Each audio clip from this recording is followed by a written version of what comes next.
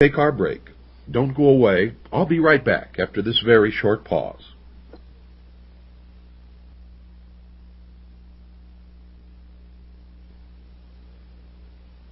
Hello folks, this is William Cooper speaking to you now for Swiss America Trading. Our sponsor, also our friend, our backer, our mentor, and many other things. Good people just like you and I really care about this country, care about the truth. They know that God must exist for our Constitution and nation to survive. They understand the purpose of this program, and they back the hour of the time fully.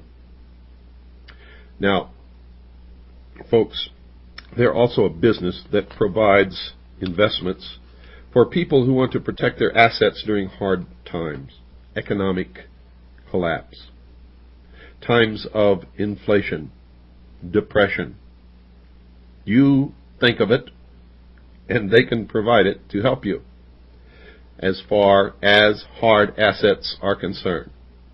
Some we recommend, some we don't.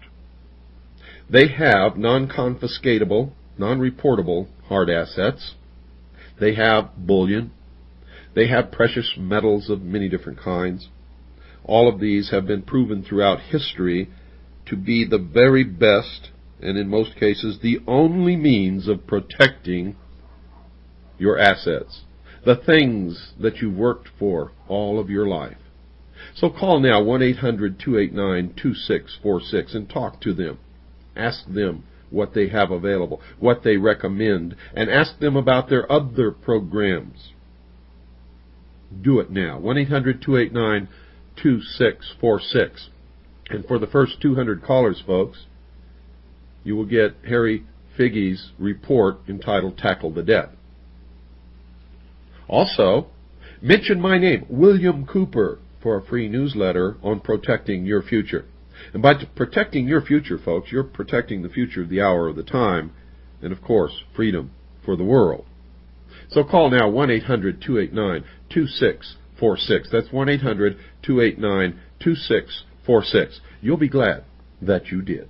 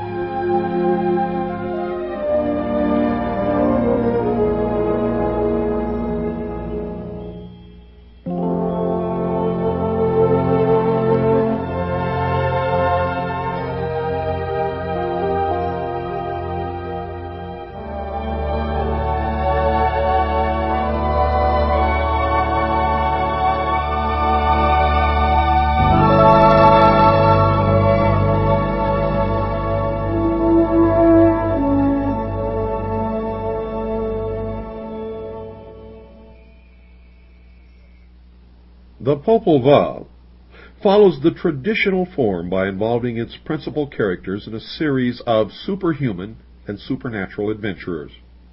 The work is certainly an account of the perilous journey which is the usual means employed to veil thinly the story of initiation. By comparison with the oral traditions of the northern Amerindian tribes, the legend unfolds what Dr. Paul Radden beautifully calls the Road of Light. Medicine priests have freely acknowledged that in dreams and trances they could leave their bodies and travel to the abodes of the gods and the dead.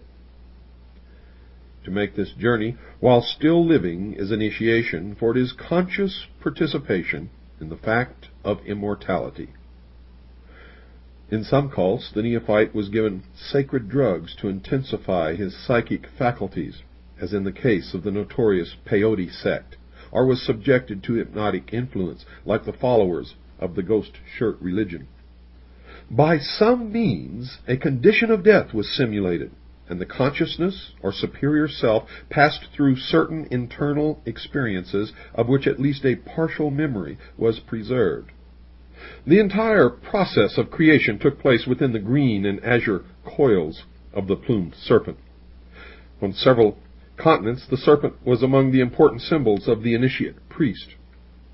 Sometimes the serpent stands erect and is crowned, as in Egypt, or it may be winged, as among the Mongolians, or feathered and plumed, as throughout the Americas.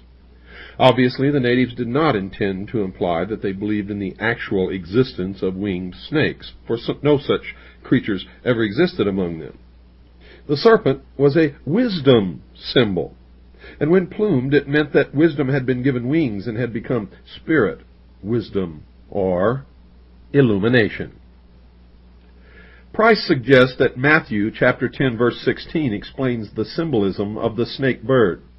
Quote, "Behold, I send you as sheep into the midst of wolves. Be ye therefore wise as serpents and guileless as doves." Unquote.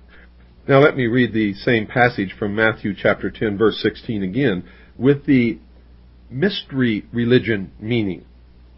Quote, "Behold, I send you as neophytes into the midst of the profane. Be ye therefore wise as magicians and guileless as mystics." Unquote. Mr. Price was a Greek scholar, and his translation differed slightly from the King James Version, as you can see. He felt that the Quetzal had the same meaning as dove, and that the creature combining the serpent wisdom and the bird intuition or inspiration represented the adept, in whom the mind and heart doctrine were completely reconciled. The conflict between the initiate and the adversary, or the paths of white and black magic, is always present. In the story of Daganoweda, the power of evil was personified by Atotarho, an old war chieftain who had a cluster of venomous serpents on his head in place of hair. The Mexican Quetzalcoatl was attacked by the red god of war. The adversary personified either older cults which opposed the establishment of the benevolent mysteries, or later cults responsible for the destruction of these institutions. In either case, an inferior state of spiritual enlightenment was implied. The mysteries were institutions of liberation and were naturally opposed by groups seeking to keep their people in bondage through ignorance. The struggle was therefore between religion as temporal authority and the mystery faith, the internal, quote, road of light, unquote. The ruins of the past explain why it was the common belief that the men of good spirit, the initiates, were sacrificed to the material ambitions of temporal rulers. Now, folks, you can apply this same logic to the mystery religion of today. Where they refer to the adversary, they are talking about the same religious institutions, governments, and groups of people that Mr. Hall refers to in discussing the ancient mystery religions of the Aztecs and the Mayans. Only in their modern writings, they will never disclose that.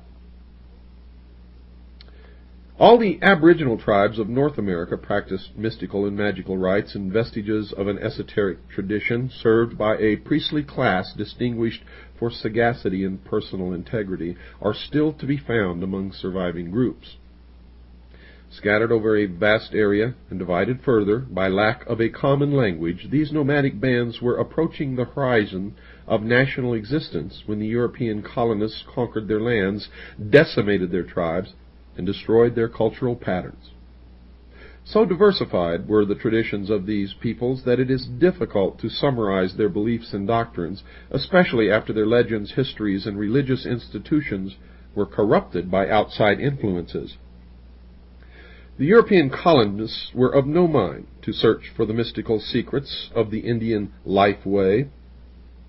These settlers brought their own religious beliefs, which they were resolved to force upon the natives. There were no ethnologists or anthropologists among the Puritans, and many important landmarks of Indian philosophy were destroyed before they had been honestly investigated or appraised. Most of the tribal lore was in the keeping of priests and elders, and if these were killed or died without finding suitable successors, the traditions ended. Even today, older Indians find it difficult to select younger men to perpetuate the sacred institutions.